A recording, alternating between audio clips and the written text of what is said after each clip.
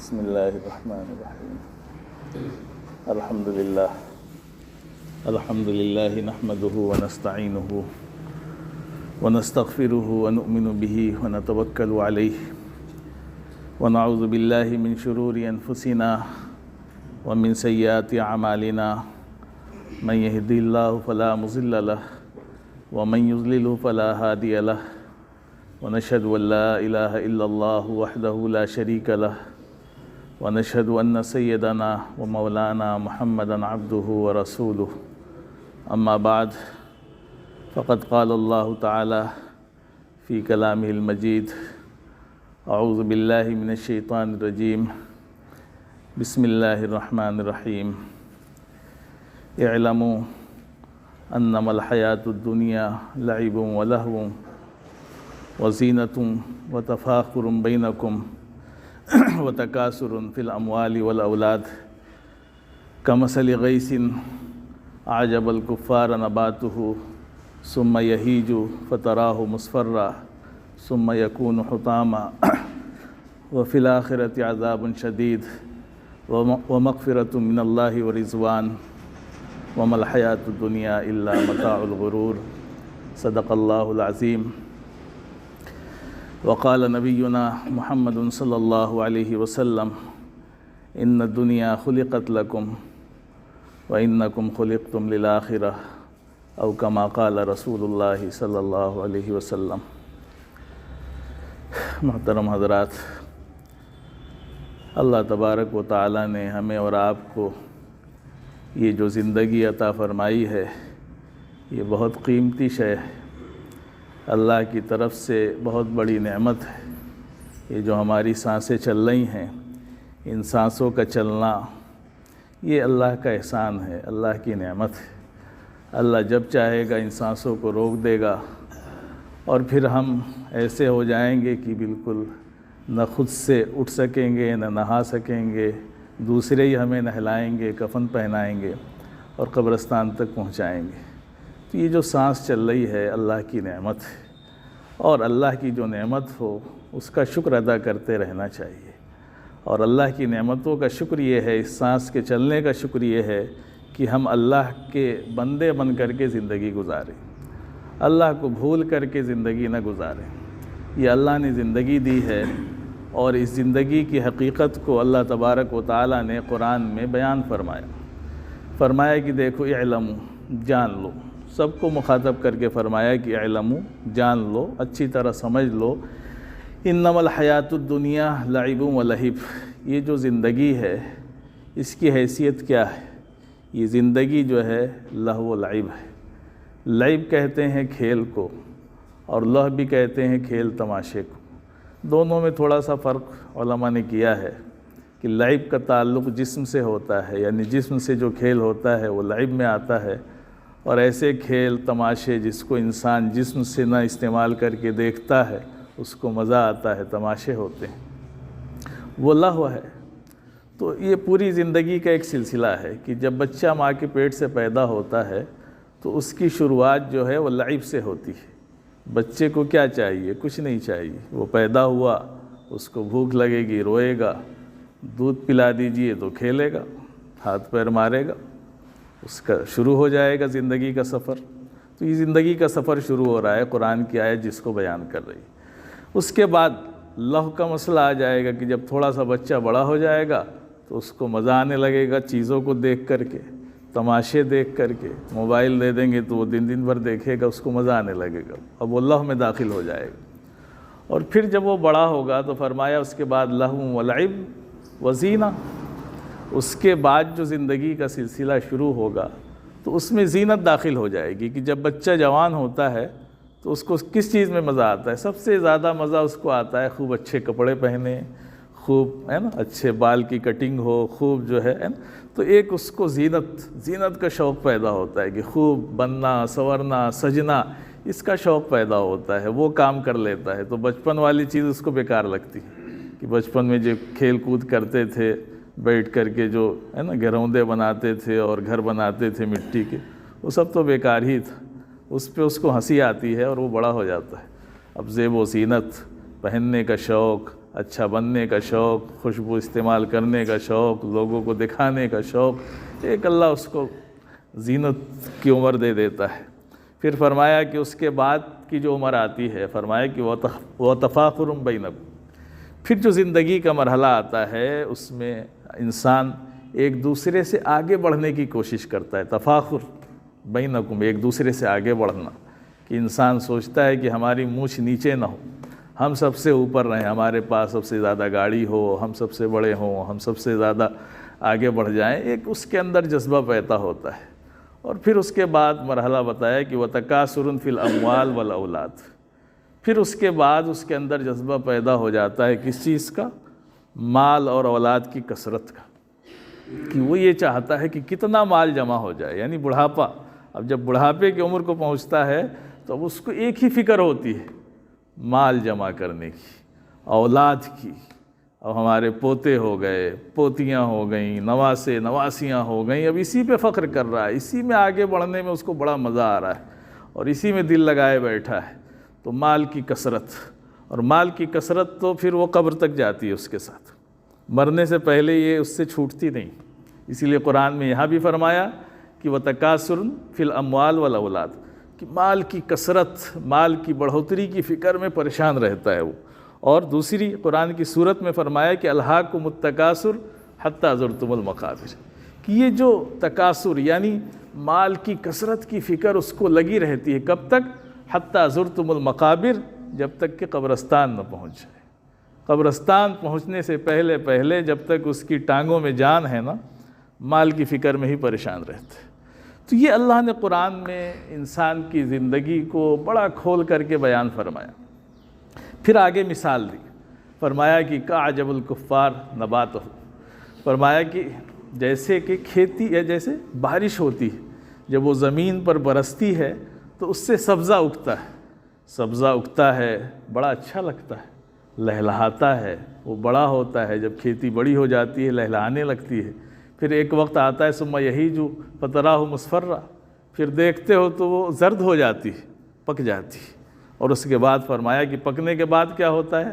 ثم یکون حطاما، پھر کاٹ کے پھینک دی جاتی ہے، ختم ہو جاتی ہے کھیتی، ہے نا؟ یعنی ہمیشہ نہیں رہتی ہے، کسان بڑی محنت سے بوتا ہے، لگاتا ہے، وہ پودا بڑھتا ہے، لہلہاتا ہے، بڑا اچھا لگتا ہے، اس کسان کو بڑا مزہ آتا ہے، لیکن کب تک؟ جب تک وہ پکے نا۔ اب جب پک گیا تو وہی کسان لے کے نیچے سے جڑ کاٹ دیتا ہے اور وہ بھوسا بن کر کے غلہ الگ ہو جاتا ہے، بھوسا الگ ہو جاتا ہے، وہ حطامہ بن جاتا ہے۔ یہ فرمایا۔ تو فرمایا کہ ثم یکون حطامہ، آگے فرمایا اس مثال کے بعد اللہ تعالیٰ نے وفی الآخرۃ عذاب شدید، کہا کہ دیکھو یہ جو زندگی تم کو دی ہے نا، یہ کھیل تماشے جو کر رہے ہو، بچپن میں کھیلا، پھر تماشے دیکھے، پھر جوانی میں خوب جو ہے بنے سنورے، اور اس کے بعد تفاخر کیا، پھر خوب مال جمع کیا، تو پھر کیا ہوگا؟ قبر میں جانا ہے اس کے بعد، پھر کیا ہوگا؟ تو فرمایا کہ بس وفی الآخرۃ عذاب شدید ومغفرۃ من اللہ ورضوان، دو ہی چیزیں وہاں پر ہوں گی، یا تو سخت عذاب ہوگا یا اللہ کی خوشنودی ہوگی۔ دونوں چیزوں کو اللہ نے بیان کیا یہاں پر، کہ جب یہاں سے ہم جائیں گے تو کیا ملے گا ہمیں۔ فرمایا کہ وفی الآخرہ عذاب شدید، آخرت میں یا تو سخت عذاب کا سامنا کرنا پڑے گا، ومغفرۃ من اللہ ورضوان، یا اللہ کی طرف سے خوشنودی اور اس کی رضا حاصل ہو جائے گی، تو کیا کہنے، کامیابی کامیابی ہے نا۔ اور فرمایا کہ وما الحیات الدنیا الا متاع الغرور، یہ دنیا کی زندگی کیا ہے؟ متاع الغرور ہے، دھوکے کا سامان ہے، یہ دھوکے کا سامان ہے۔ جیسے بچے کو کھلونا دے دیا جائے نا تو بڑا خوش ہو جاتا ہے وہ، اور اس سے بڑا کھیلتا ہے، اور دھوکہ کھا جاتا ہے، اس کو لگتا ہے کہ یہ ہمیں کیا مل گیا۔ ویسے یہ دنیا کی زندگی ہے، یہاں کی ہر چیز میں دھوکہ ہے، یہ دھوکہ ہے ہماری نگاہوں کے سامنے، یہ چیز جو دکھ رہی ہے یہ سب دھوکہ ہے، اس لیے کہ یہ دنیا تو ایسے ہی رہے گی، آپ چلے جائیں گے، ہمارے اور آپ جیسے کتنے چلے جائیں گے، دنیا میں کوئی فرق نہیں پڑے گا، جتنی گاڑیاں کل چل رہی تھی پرسوں اس سے زیادہ چلیں گی، آپ نہیں رہیں گے یہاں پہ، آپ کہاں جائیں گے؟ آپ کا ٹھکانہ اللہ کے رسول نے بتایا، کہا کہ ان الدنیا خلقت لکم، دنیا تمہارے لیے پیدا کی گئی ہے، یہ دنیا کی ساری چیزیں، ساری مخلوق تمہارے لیے ہیں، دریا، پہاڑ، زمین، یہ سب ہماری خدمت کر رہے ہیں، لیکن تم ان کے لیے نہیں پیدا کیے گئے ہو۔ وَأَنْتُمْ خُلِقْتُمْ لِلْآخِرَةِ، اللہ کے رسول نے فرمایا کہ تم آخرت کے لیے پیدا کیے گئے ہو، تمہارا جو اصل ٹھکانہ ہے، جو اصل منزل ہے وہ آخرت ہے، وہ ٹھکانہ ہے۔ تو یہاں ہم دنیا میں آئے ہیں، ایک زندگی دی ہے اللہ نے، ہے نا، ایک زندگی کے بعد ایک زندگی کہ جاؤ اور جا کر کے جو ہے جو اللہ اور اس کے رسول نے باتیں بتائی ہیں ان پر عمل کرو۔ تو ہم یہاں پر اللہ اور اس کے رسول کو مان کر کے اگر نہیں چلیں گے تو پھر آخرت میں عذاب شدید ہمارا انتظار کر رہا ہے، اور اگر ہم اللہ کو مان کر کے اس کے رسول کی مان کر کے جائیں گے تو مغفرۃ من اللہ و رضوان، وہاں اللہ کی مغفرت، اس کی رضا ہمارا انتظار کر رہی ہے۔ تو میرے عزیز بھائیوں، اللہ کی طرف سے یہ قیمتی زندگی ملی ہے۔ مثنوی روم، امام روم جو ہے بڑے مشہور ہیں، اور ان کی مثنوی بھی بڑی مشہور ہے، صوفیہ کے ہاں اور خانقاہوں میں بڑا اس کا تذکرہ ہوتا ہے۔ تو اس میں ایک حکایت لکھی ہے، اس حکایت میں لکھا ہے کہ ایک شخص تھا، تو اس کو بہت قیمتی ہیرا ایک مل گیا۔ وہ قیمتی ہیرا ملا تو وہ لے کر کے اس کو جوہری کے پاس گیا، اس کو دکھایا، تو اس نے بتایا کہ یہ آپ کا ہیرا بہت قیمتی اور اتنا قیمتی ہے کہ کوئی اس کی قیمت بھی نہیں دے سکتا ہے، سوائے بادشاہ وغیرہ کے، کہ اس کی قیمت تو بادشاہ ہی لگا سکتا ہے، یہ ہم لوگوں کے بس کی بات نہیں کہ اس کی قیمت ادا کرنی ہے، تو بڑا زبردست ہیرا ہے۔ اس نے کہا ٹھیک ہے، لے کے وہ بادشاہ کے پاس گیا، بادشاہ کو دکھایا اس نے، بادشاہ نے بھی چیک کروایا، کہا اپنے لوگوں سے کہ بھائی ذرا اس کو چیک کر کے بتاؤ کہ یہ واقعی کیا ہے۔ چیک کیا، جو ماہرین تھے بتایا، کہا کہ واقعی بادشاہ سلامتی تو بہت قیمتی ہیرا ہے، آپ پوری اپنی بادشاہت دے کر کے بھی اگر اس کو خرید لیں تو سستا سودا ہے، بہت قیمتی۔ تو بادشاہ نے کہا کہ بہت اچھی بات ہے، جب اتنا قیمتی ہے تو مجھے چاہیے جیسے بھی مل جائے۔ تو ان کے دربار میں وزیر ہوتے ہیں، ان کا کام ہی یہی ہوتا ہے بادشاہ کے کاموں کو بنانا۔ تو انہوں نے کہا ٹھیک ہے، اچھی بات ہے۔ ایک وزیر نے کہا کہ چلیے بادشاہ سلامت، ہم آپ کا یہ کام کر دیں گے، وہ ہیرا ہم اس سے حاصل کر کے رہیں گے۔ کہا ٹھیک ہے، اچھی بات ہے۔ تو پھر وہ گیا اور اس سے ملا جا کر کے جس کے پاس ہیرا تھا، تو اس نے پوچھا، کہا کہ بھائی وزیر سے کہ کیا قیمت دو گے؟ اس نے کہا کہ ہم اس کی قیمت یہ دیں گے کہ تمہارے لیے کل صبح جو ہے ہمارے دربار کے اور ہمارے جو ہے اس حویلی کے سارے دروازے کھول دیے جائیں گے، اور صبح سے لے کر کے سورج ڈوبنے تک تمہیں موقع دیا جائے گا، پوری چھوٹ ہوگی، جتنا تم لے جا سکتے ہو، جو کچھ لے جا سکتے ہو سب لے جاؤ تم کچھ۔ سنا تو بڑا خوش ہوا، کہا کہ واہ یہ تو بڑا اچھا سودا ہے کہ صبح سے لے کر کے شام تک تب تو ہم سب بھر لیں گے۔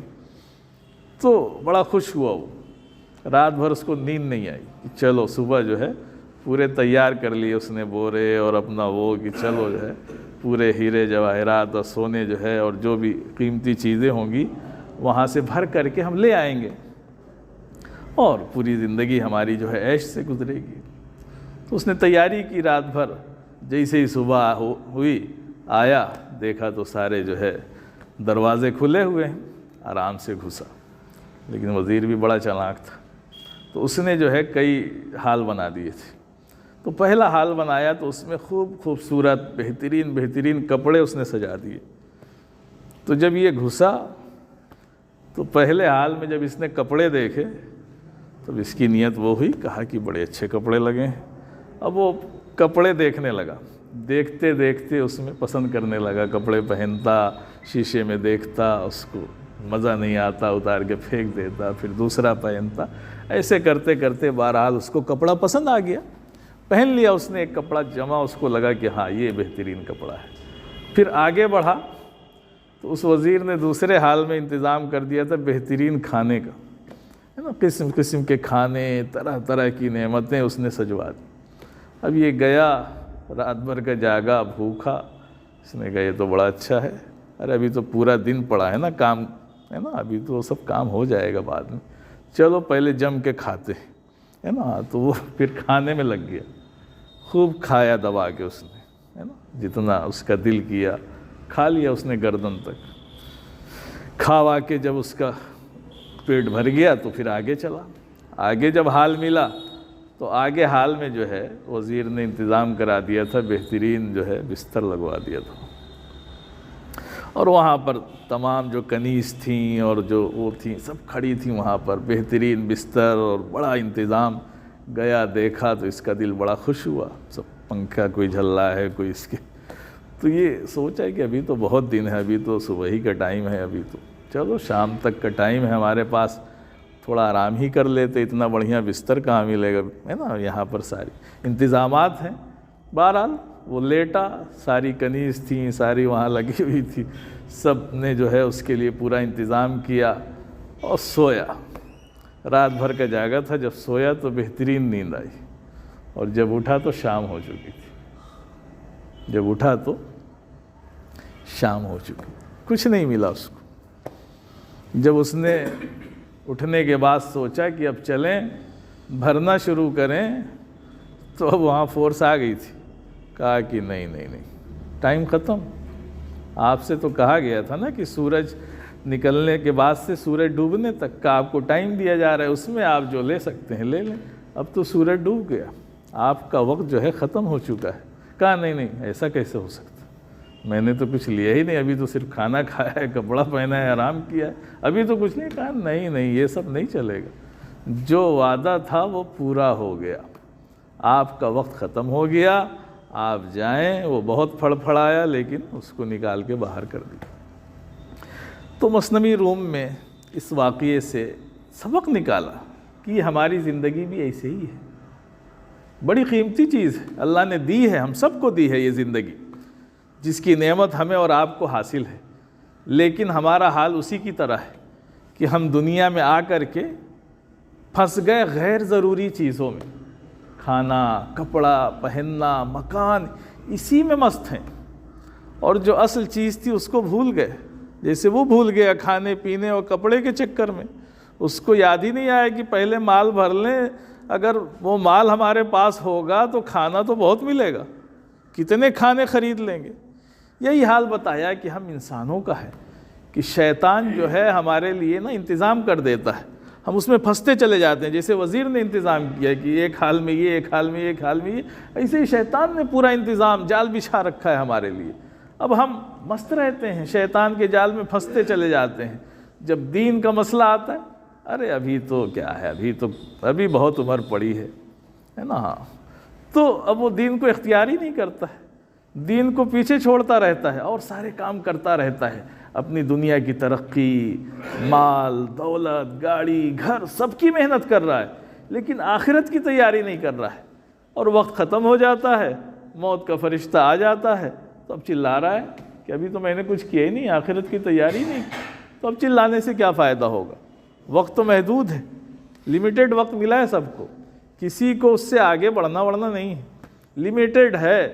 50 لکھا اللہ نے تو 50 سال جئیں گے، 30 لکھا تو 30 جئیں گے، 45 تو 45، 60 تو 60، 70 تو 70، 100 تو 100. یہ تو بوڑھے بیچارے بڑے خوش قسمت ہیں، ان کو دیکھ کے بڑا رشک آتا ہے کہ ان لوگوں نے تو اپنی زندگی جی لی. یہ 70 اور 60 سال پار کر گئے، یہ تو روزانہ شکرانے کی نماز پڑھیں، جی لی انہوں نے اپنی زندگی. اس لیے کہ اللہ علیہ وسلم نے فرمایا کہ میری امت کی جو عمریں ہوں گی وہ 60 سے 70 کے درمیان ہوں گی. تو جنہوں نے اتنی زندگی پالی ان سے زیادہ خوش نصیب کون ہے. فکر تو انہیں کرنی ہے جن کی ابھی عمر کم ہے اور پتہ بھی نہیں ہے کہ کتنا جئیں گے، پتہ بھی نہیں ہے، اللہ نے ایسا راز رکھا کہ پتہ ہی نہیں. تو میرے عزیز بھائیوں، بڑی سمجھداری کی بات یہ ہے کہ ہم اس دنیا میں رہ رہے ہیں، آخرت کی تیاری کو نہ بھولیں. اللہ نے ہمیں منع نہیں کیا ہے، اللہ نے ہے نا حدیث میں جو پڑھا اس میں بھی یہی فرمایا، یہ ساری دنیا ہمارے ہی لیے بنائی گئی ہے، ہم اللہ کی نعمتوں سے فائدہ اٹھائیں. اللہ نے منع نہیں کیا، نہ اچھا کھانے سے منع کیا، نہ اچھا پہننے سے منع کیا، نہ اچھی گاڑی سے منع کیا، نہ اللہ نے یہ کہا کہ تم فیکٹری نہ بناؤ، کچھ نہیں منع کیا. جو بھی جائز ہے حلال ہے آپ کرو، اللہ نے پوری چھوٹ دی ہے. لیکن یہ اصل نہیں ہے، یہ سمجھ کر کے کرو، اس لیے کہ آج آنکھ بند ہو جائے گی، آپ کو چھوڑ کے جانا ہے اور کچھ نہیں لے کر کے جائیں گے، کچھ نہیں لے کر کے جائیں گے. یہاں گرمی لگی تو اے سی لگا لیا آپ نے، بہترین سب انتظام کر لیا، لیکن آنکھ بند ہونے کے بعد کچھ لے کر کے نہیں جانا ہے آپ، اس کو لکھ لیں، سب چھوڑ کر کے جانا ہے، چاہے وہ بہترین گھر ہو، چاہے زمین ہو، چاہے جائیداد ہو۔ آج انسان کتنا غافل ہے، کتنا بیوقوف ہے کہ 2 گز زمین کے لیے لڑ رہا ہے، مار پیٹ کر رہا ہے، ایک دوسرے کو قتل کر رہا ہے، اس کو پتہ نہیں ہے کہ کتنی زمین ملنی ہے۔ وہی 2 گز زمین تم کو ملنی ہے، اس سے زیادہ ملنی نہیں ہے۔ اب یہاں لڑ لو، جھگڑ لو، قبضہ کر لو، لیکن سب وہاں پر ملنے والا ہے، حساب ہونے والا ہے۔ تو میرے عزیز بھائیوں، اللہ کا بڑا شکر ہے، اللہ کا بڑا احسان ہے، اللہ نے ہمیں اور آپ کو سب کو موقع دے رکھا ہے سنبھلنے کا، سدھرنے کا، اپنی زندگیوں کو اچھے راستے پر لانے کا۔ کوئی زیادہ وقت نہیں لگتا ہے، اللہ سے توبہ کریں، استغفار کریں، اللہ کی طرف رجوع کریں۔ جو زندگی گزر گئی، آئندہ زندگی اچھی بنانے کی کوشش کریں اگر آخرت کی کامیابی، اللہ کی رضا اور اس کی مغفرت چاہتے ہیں۔ اور اگر ہم آخرت میں عذاب کا سامنا کرنا چاہتے ہیں تو ٹھیک ہے، جیسی زندگی ہم گزارتے رہیں، موت کا فرشتہ تو آئے گا، اپنے وقت پر آئے گا اور آپ کو لے کر کے چلا جائے گا۔ گھر والے یا کوئی بھی روتا رہے، دنیا کے پاس کوئی طاقت نہیں ہے، موت کا کوئی علاج نہیں، سب ہاتھ پیر مار کے رہ جائیں گے کہ کاش کہ ہم یہ کر لیتے، وہ کر لیتے، لیکن کچھ نہیں ہوگا۔ کسی دنیا کی کوئی طاقت آپ کو موت کے فرشتے سے نہیں بچا سکتی۔ تو میرے عزیز بھائیوں، اللہ کا کتنا احسان ہے کہ اللہ نے کوئی چیز پوشیدہ نہیں رکھی۔ قرآن پڑھیں، حدیث پڑھیں، ہر چیز کھول کر کے بیان کر دی۔ صحابہ کی زندگیاں دیکھیں، اللہ والوں کی زندگیاں دیکھیں، بزرگوں کی زندگیاں دیکھیں۔ کیا ان کے پاس مال نہیں تھا؟ ایسے صحابہ تھے کہ جب اس دنیا سے گئے تو ان کے گھر اتنا سونا تھا کہ اس کو کلہاڑی سے کاٹ کر کے بانٹنا پڑا، لیکن کیا حیثیت تھی ان کے نزدیک؟ کچھ نہیں تھا۔ ٹھیک ہے، اللہ کے وسلم کی زندگی دیکھیں، حضرت عمر رضی اللہ عنہ اللہ کے وسلم کے پاس تشریف لے گئے، ایک حجرے میں تھے، جا کر کے دیکھا تو آپ ایک چٹائی پر لیٹے ہوئے ہیں، اور حضرت عمر کو بڑا خراب لگا، بدن پر آپ کی چٹائی کے نشان پڑے ہوئے ہیں۔ تو کہا کہ علیہ وسلم، آپ 2 جہاں کے سردار ہیں اور آپ اس حالت میں زندگی گزار رہے ہیں، آپ کی یہ حالت ہے، اچھا بستر بھی نہیں ہے آپ کے پاس، اور یہ ایران اور روم والے جو ہے یہ اتنے عیش اور اتنی اچھی زندگی گزاریں۔ تو کہا کہ نہیں، تم کیا چاہتے ہو عمر، ہے نا؟ ان کے لیے دنیا ہے، ہمارے لیے آخرت ہے۔ وہ دنیا میں مزے کر لیں، ہمیں اصل مزہ کہاں آنا ہے؟ آخرت میں، جہاں کی زندگی لا محدود ابدی زندگی، موت نہیں آئے گی کبھی۔ جب آنکھ بند ہوگی یہی آخری موت ہے ہماری، ہے نا؟ ایک موت تو سے گزر کے ہم آ چکے ہیں اس دنیا میں، یعنی ارواح عالم میں تھے، وہاں سے اللہ نے ایک موت کے بعد یہاں بھیج دیا، اور یہاں پر اب جو موت آئے گی اس موت کے بعد کوئی موت نہیں۔ اسی لیے قرآن میں آتا ہے کہ جب جہنم والے پریشان ہو جائیں گے اور عذاب سے، تکلیف سے بالکل بے چین ہو جائیں گے تو وہ کہیں گے وَنَادَوْا یا مالک، ہے نا، لِيَقْضِ عَلَيْنَا رَبُّكَ، کہ اے مالک جو ہے دروغہ جو جہنم کا ہے اس کا نام ہے، کہیں گے کہ اے مالک اپنے رب سے کہہ دو کہ ہمیں ختم ہی کر دیں، ہمیں مار ڈالیں۔ کہے گا کہ نہیں، انکم ماکثون، اب موت نہیں آئے گی، اب تو جو کر کے آئے ہو، الدنیا مزرعۃ الآخرہ، دنیا آخرت کی کھیتی ہے، اب تو جو کر کے آئے ہو اس کی سزا بھگتو، اب چلاؤ کہ اپنے رب سے دعا کر کے ہمیں موت ہی دلا دو۔ موت کہاں آئے گی؟ وہاں تو حدیث میں آتا ہے، اللہ کے وسلم نے فرمایا کہ موت کو بھی لایا جائے گا میڈھے کی شکل میں، اور اس کو بھی ذبح کر کے ختم کر دیا جائے گا، اور سب کو بتا دیا جائے گا کہ اب موت کو بھی موت دے دی گئی۔ جس کے لیے جہنم کا فیصلہ ہو گیا، ابد الآباد، ہمیشہ جہنم میں رہے گا۔ ہاں ایمان والا ہے تو بہرحال سزا کاٹ کے پھر جنت میں آ جائے گا، اور کافر اور مشرک کے لیے تو ہمیشہ ہمیش کی جہنم، اور ایمان والے ہیں تو ہمیشہ ہمیش کی جنت۔ تو میرے بھائیوں، جہاں ہمیں اتنے دن رہنا ہے اس کی تیاری ہم کم کریں، اور جہاں کم رہنا ہے اس کی تیاری ہم اتنا کریں، ہے نا؟ یعنی ہے نا، سامان 100 برس کا پل کی خبر نہیں، ہے نا؟ اتنی بڑی بلڈنگ، اتنی تیاری، ابھی آنکھ بند ہو جائے تو سب ختم، کیا لے کر کے جائیں گے؟ وہیں چلے جائیں گے سوتی کپڑا پہن کر کے۔ تو میرے عزیز بھائیوں، اللہ ہمیں اس بات کی توفیق دے کہ ہم اپنی آخرت کی تیاری میں لگیں، دنیا کے ساتھ ساتھ آخرت کو نہ بھولیں۔ اللہ ہمیں اس کی توفیق دے اور اس کی تیاری کی توفیق دے۔ وآخر دعوانا الحمدللہ۔